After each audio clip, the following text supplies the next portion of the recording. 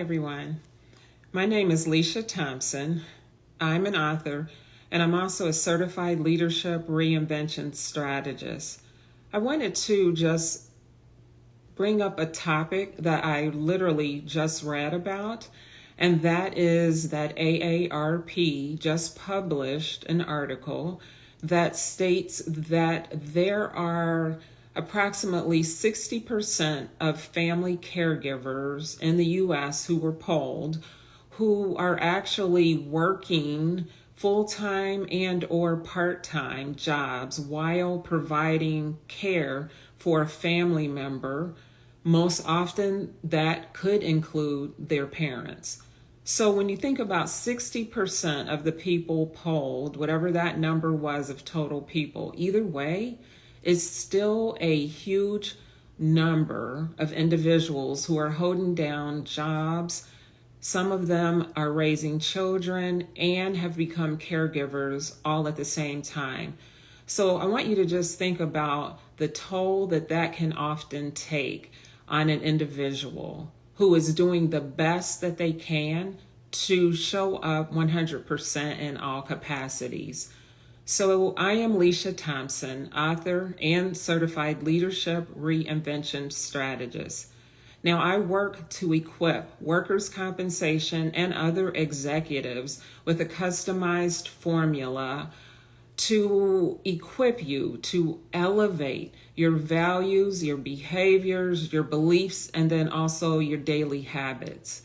And that is so that you can soar after your major life experiences have been resolved. Some examples of experiences that could be major life changers for you are being a former caregiver.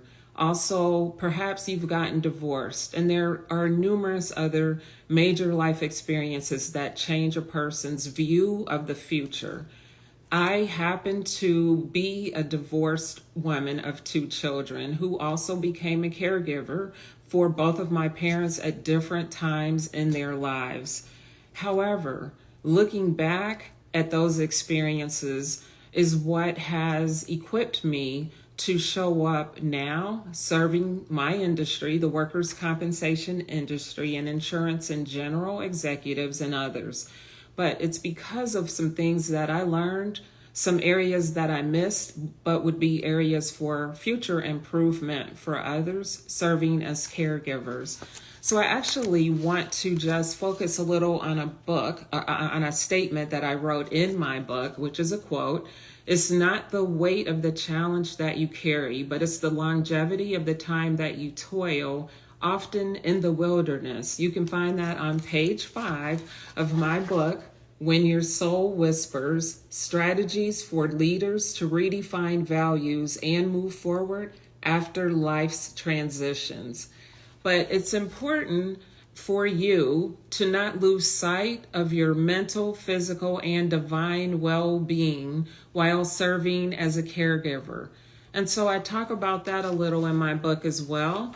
And you'll find information on that beginning on page 8 and going forward in the first chapter of my book, because it is important not to lose sight of your own personal wellness when you're so focused on doing the right things for the person that you are providing care for.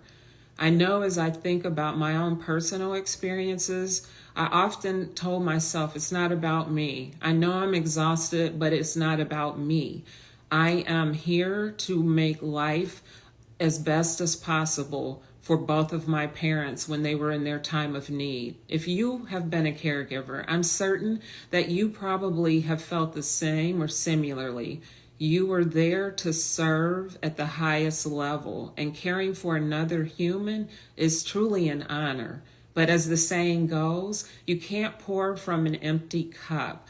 And so I just wanted to remind you to invest in your well-being all at the same time if possible.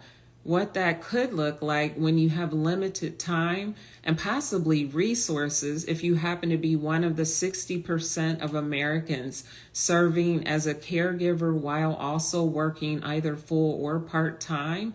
But some considerations can be given to applying for a leave of absence if you need intermittent time off work so that you can provide care. I mention that as number one because oddly, that's the one thing I never thought about.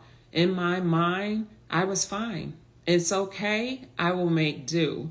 I will leave work, go back to work, take my parents to their doctor's appointments or tests or whatever they needed.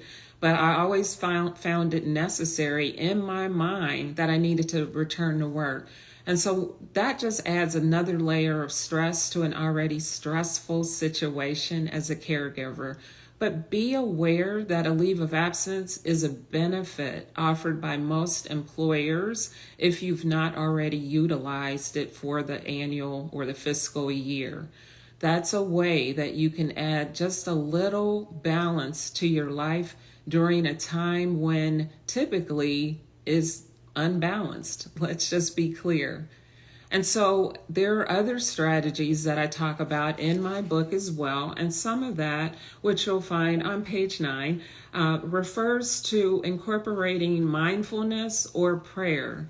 Now, I am a person who relies on prayer and my faith every day, 24/7. For others, it may be mindfulness. And so either way, just spending some time with yourself, even if it's only a brief amount of time in the morning, can set you up for a much more beneficial day in which you can thrive even during the time that you find to be most stressful as a caregiver. If you want additional information about strategies that you can utilize as you have come out of your time being a caregiver, then you can reach out to me, Leisha Thompson. My website is www.leisha.thompson.com, or you can find me on social media platforms, of course. But I'd be happy to speak with you to answer any questions that will help to make your forward momentum as you revise and heighten your level of self-awareness after having been a caregiver. So until then, it's Leisha Thompson here, ready and willing to serve.